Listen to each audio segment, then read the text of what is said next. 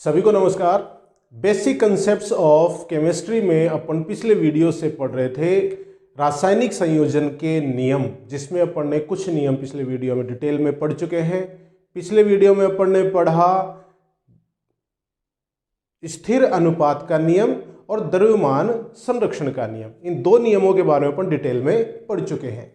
आज इस वीडियो में ही अपन कुछ और नियमों के बारे में डिटेल में पढ़ेंगे। तो देखिए, सबसे पहले अपन देख रहे हैं law of multiple proportion. Law of multiple proportion, गुणित अनुपात का नियम। गुणित अनुपात का नियम।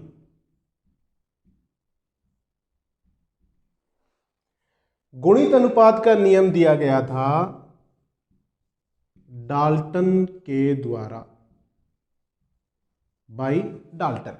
अब देखिए नियम क्या कहता है कि जब कोई दो प्रकार के तत्व आपस में संयोजित होकर एक से ज्यादा प्रकार के यौगिक बनाते हैं, जैसे एक तत्व यह है, एक तत्व यह है, दोनों आपस में संयोजित होकर एक से ज्यादा प्रकार के तत्व बना रहे हैं, ज्यादा प्रकार के यौगिक बना रहे हैं, तो एक प्रकार के तत्व के निश्चित द्रव्यमान के साथ दूसरे प्रकार के तत्व छोटे पूर्णांकों के अनुपात में जुड़े होते हैं। छोटे पूर्णांकों के द्रव्यमान के अनुपात में जुड़े होते हैं। जैसे अपन एक सिंपल से एग्जाम्पल से लेते हैं, हाइड्रोजन और ऑक्सीजन आपस में संयोजित होकर दो प्रकार के यौगिक बनाते हैं। एक है H2O और दूसरा है H2O2। अब जो H2O है उसमें देखिए, अगर अपन एक मोल की बात करें, एक मोल H2O है, उसकी अगर अपन बात करें तो हाइड्रोजन कितना है इसमें 2 ग्राम, और ऑक्सीजन कितना है 16 ग्राम, है क्या नहीं। और यहां देखिए हाइड्रोजन कितना है 2 ग्राम और ऑक्सीजन कितना है 32 ग्राम। तो हाइड्रोजन के निश्चित द्रव्यमान के साथ ऑक्सीजन के जुड़े हुए जो द्रव्यमान है वो पूर्णांक, छोटे पूर्णांक अनुपात में होते हैं। जैसे हाइड्रोजन के 2 ग्राम के साथ, हाइड्रोजन का अपन निश्चित द्रव्यमान ले लिया, हाइड्रोजन के 2 ग्राम के साथ ऑक्सीजन के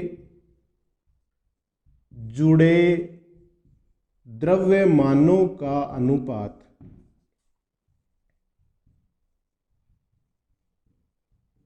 कितना है। H2O में ऑक्सीजन कितना है 16 ग्राम, H2O2 में ऑक्सीजन कितना है 32 ग्राम। दोनों का अनुपात लेंगे तो क्या आएगा 1:2, जो कि पूर्णांक है। पूर्णांक संख्या में इन द्रव्यमानों का अनुपात है। क्लियर है। तो एक तत्व का द्रव्यमान अपन निश्चित कर देंगे और जो दूसरे प्रकार के तत्व हैं उनके द्रव्यमानों का अनुपात लेंगे तो वो निश्चित रूप से क्या आएगा, छोटी संख्या में, पूर्णांक संख्या में आएगा। ठीक है ना। और एग्जाम्पल से अगर अपन इसको समझें तो देखिएगा, जैसे नाइट्रोजन और ऑक्सीजन है वो आपस में जुड़कर कई प्रकार के यौगिक बनाता है। दूसरा अगर अपन उदाहरण लें,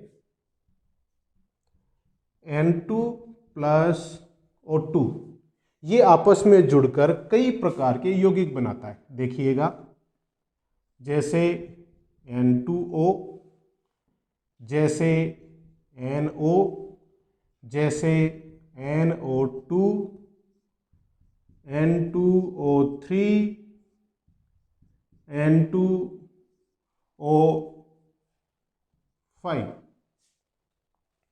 यहां मैं यूं लिख दूं, N2O3 को ऊपर लिख दूं और यहां लिख दूं NO2 को। तो नाइट्रोजन और ऑक्सीजन के आपस में जुड़ने से इतने प्रकार के यौगिक बनते हैं इसमें अगर इन यौगिकों में अगर नाइट्रोजन के निश्चित द्रव्यमान के साथ जुड़े हुए ऑक्सीजन के द्रव्यमानों का अनुपात लें तो वो छोटी संख्या में, पूर्णांक संख्या में प्राप्त होगा। देखिए कैसे। N2O में नाइट्रोजन का द्रव्यमान कितना है? 14 ग्राम।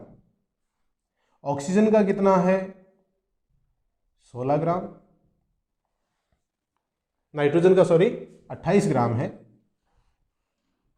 28 ग्राम, क्योंकि नाइट्रोजन 2 है कि नहीं। तो नाइट्रोजन का द्रव्यमान कितना है? 28 ग्राम और ऑक्सीजन का कितना है? 16 ग्राम।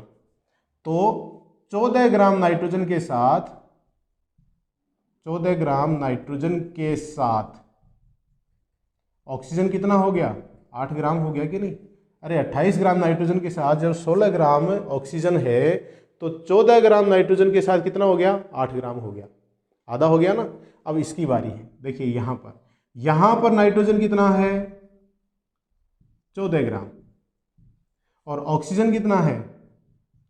16 ग्राम। तो नाइट्रोजन का निश्चित द्रव्यमान अपन क्या लेते जा रहे हैं? 14 ग्राम लेते जा रहे हैं। अगर ज्यादा है तो अपन उसको अनुपात में कम कर लेंगे। तो यहां पे 14 ग्राम नाइट्रोजन के साथ ऑक्सीजन कितना था? 8 ग्राम था। NO में 14 ग्राम नाइट्रोजन के साथ ऑक्सीजन कितना है? 16 ग्राम है। अब देखिए इसमें आते हैं। नाइट्रोजन कितना है? 2 नाइट्रोजन परमाणु है तो इसका मतलब 28 ग्राम।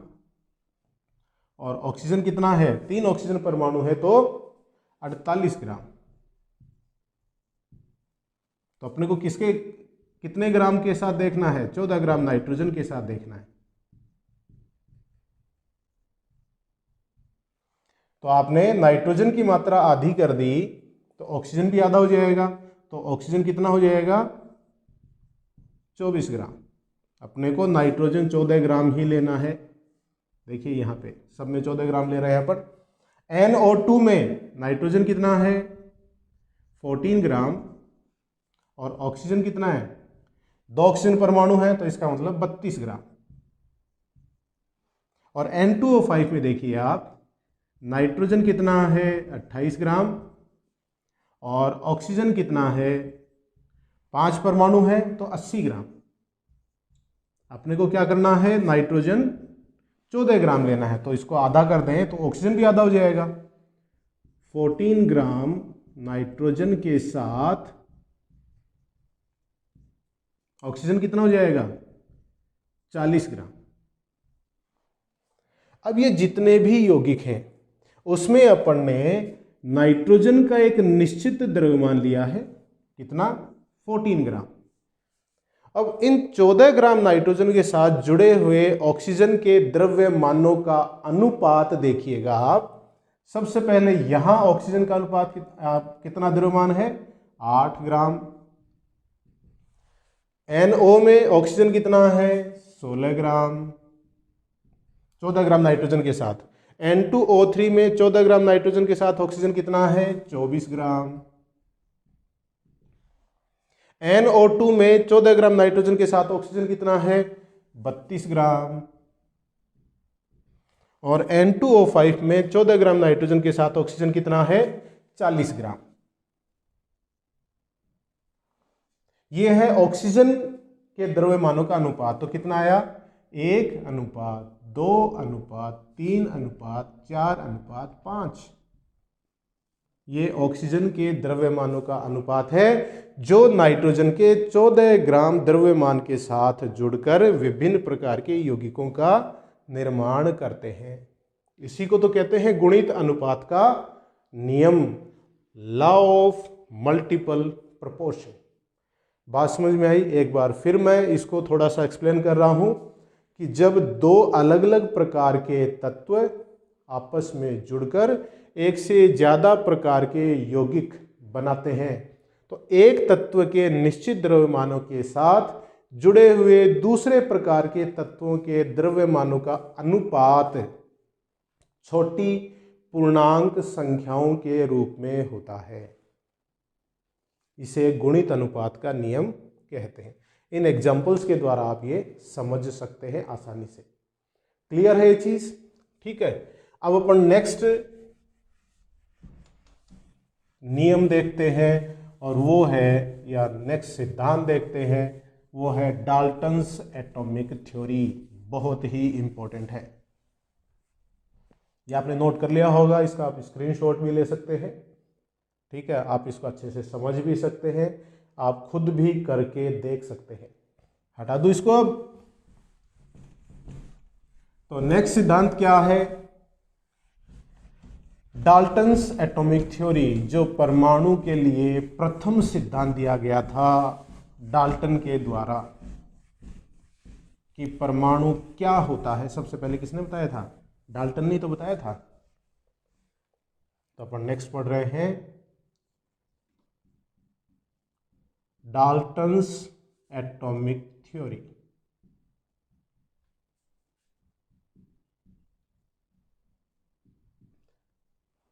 डाल्टन का परमाणु सिद्धांत।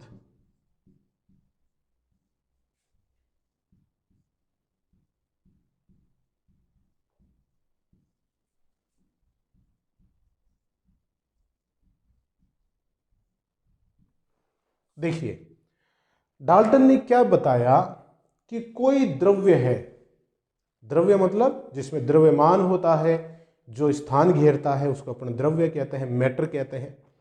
तो डाल्टन ने क्या बताया कि कोई भी द्रव्य है वो सूक्ष्म अविभाज्य कणों से मिलकर बना होता है। तो मैं यहां पे लिख दूं डाल्टन का सिद्धांत,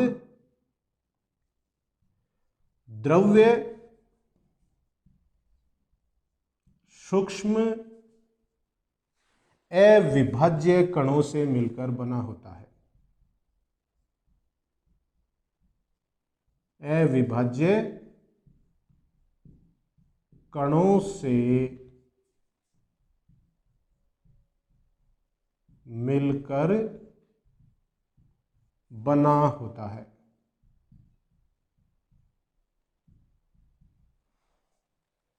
ये लाइन है, ये परमाणु सिद्धांत को परिभाषित करती है। अब देखिए, इसमें द्रव्य के बारे में अपन पढ़ चुके हैं, अभी मैंने आपको बताया सूक्ष्म अविभाज्य कण, इन्हें क्या बोला गया? परमाणु बोला गया, एटम बोला गया। क्यों? क्योंकि एटोमस का मतलब होता है अविभाज्य, इसलिए इन सूक्ष्म कणों को क्या बोल दिया गया? एटम बोल दिया गया। सूक्ष्म कण है जो अविभाज्य बताया है डाल्टन ने, उनको क्या बोला? परमाणु, मतलब एटम बोला गया। परम अणु, जिसे और आगे विभाजित नहीं किया जा सकता है, एटोमस। अब आगे देखिए, नेक्स्ट अभिग्रहित क्या बताया परमाणु ने, इसमें डाल्टन ने परमाणु सिद्धांत में, कि किसी भी तत्व के सभी परमाणु एक समान द्रव्यमान व एक समान गुणधर्म वाले होते हैं। किसी तत्व के सभी परमाणु एक समान द्रव्यमान व एक समान गुणधर्म वाले होते हैं। गुणधर्म वाले होते हैं। कोई भी तत्व है, उसके सभी परमाणु एक समान होंगे, सभी गुण एक समान होंगे, सारा द्रव्यमान एक समान होगा, एक समान उनके सारे गुण होते हैं। अब दो अलग अलग प्रकार के तत्वों की अगर अपन बात करें, तो दो अलग अलग प्रकार के तत्वों के परमाणु अलग अलग द्रव्यमान और अलग अलग गुणधर्म वाले होते हैं। तो अलग अलग तत्वों के परमाणु अलग अलग प्रकार के होते हैं। अलग अलग प्रकार के तत्वों के परमाणु भिन्न होते हैं। एक समान तत्व है, एक प्रकार का तत्व है तो परमाणु समान होते हैं, अलग अलग प्रकार के तत्व हैं तो परमाणु भिन्न है। भिन्नता किसमें? द्रव्यमान में और गुणधर्मों में भिन्नता पाई जाती है।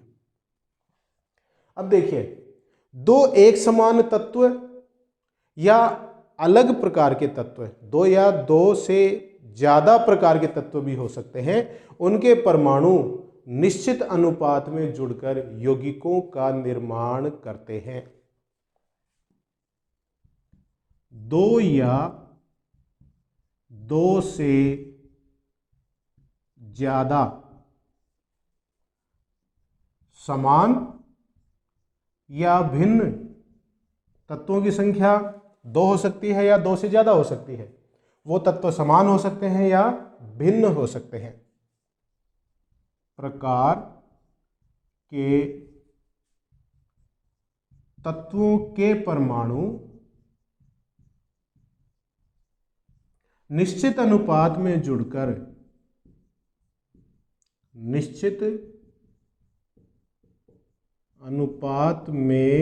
जुड़कर यौगिकों का निर्माण करते हैं।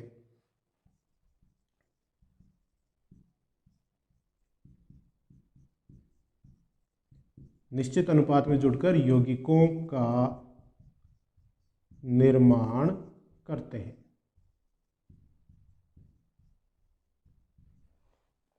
अब ये यौगिक के निर्माण में जो प्रयुक्त होने वाले तत्व हैं, उनके वो तत्व एक जैसे भी हो सकते हैं, अलग अलग प्रकार के भी हो सकते हैं, लेकिन परमाणुओं की संख्या है वो दो या दो से ज्यादा होगी।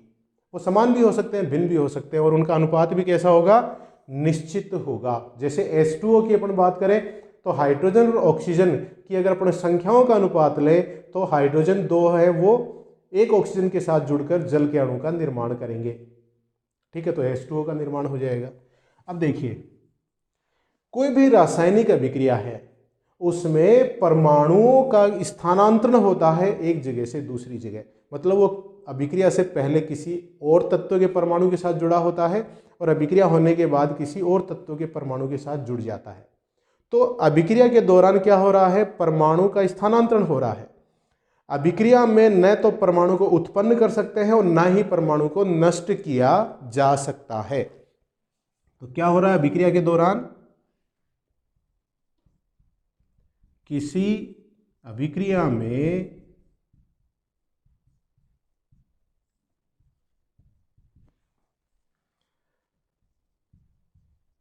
परमाणुओं का स्थानांतरण होता है।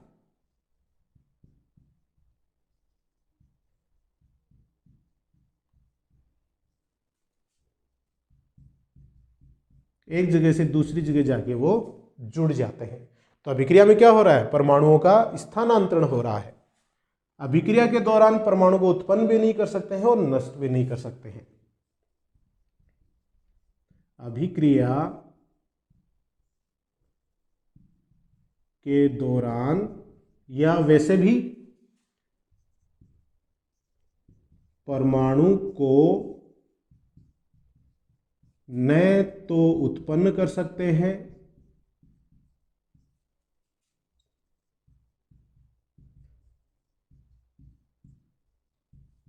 और न ही नष्ट कर सकते हैं।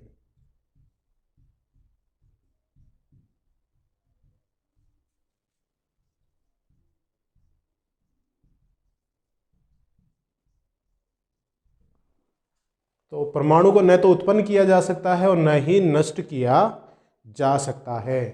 तो ये देखिए, डाल्टन ने अपने परमाणु सिद्धांत में परमाणु के बारे में कुछ जानकारियां दी और डाल्टन के परमाणु सिद्धांत के आधार पर रासायनिक संयोजन के नियमों की व्याख्या की जा सकती है। तो मैं यहां पे लिख दूं, डाल्टन्स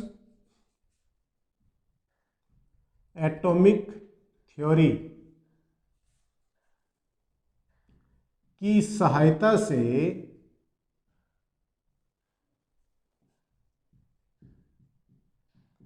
रासायनिक संयोजन के नियमों की व्याख्या कर सकते हैं।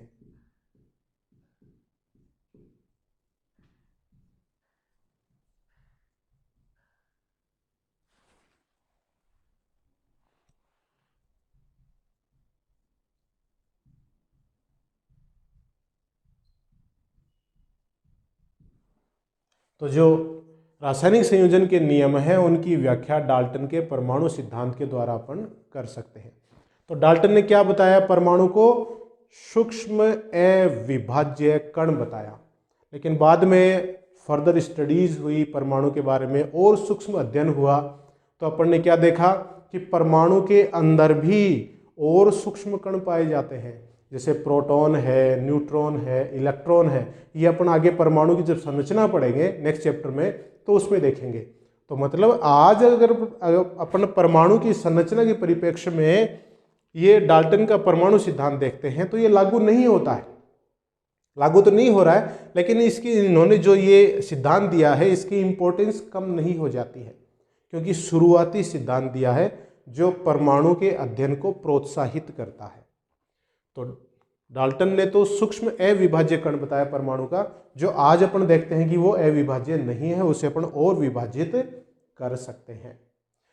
तो आज अपन ये 2 नियम पढ़ेंगे इस वीडियो में। नेक्स्ट वीडियो में अपन फिर कुछ नियमों के बारे में पढ़ेंगे। तो आप स्वस्थ रहिए, खुश रहिए, परिवारजनों का ध्यान रखिए, मेरे वीडियोस देखते रहिए। बहुत बहुत धन्यवाद।